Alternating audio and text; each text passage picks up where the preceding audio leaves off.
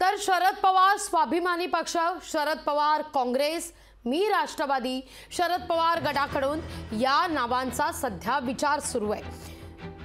शरद पवार गटाला पक्षाचं नाव काय हे जाहीर आज करावं लागणार आहे। याकरता 3 नावं सध्या चर्चेत आहेत। या 3 नावांचा विचार सुरू आहे।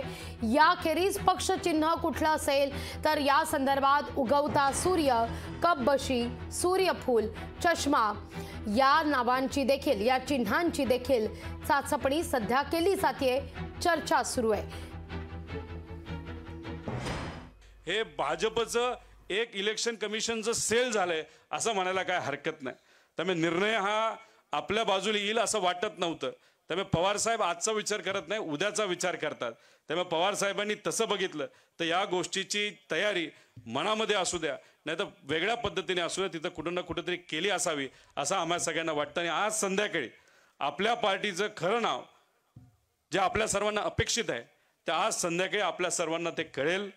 चिन्ह आज कळेल का नाही हे माहीत नाही, कारण का इलेक्शन कमिशनली चिन्ह आजच दिलं पाहिजे असं सांगितलं नाही।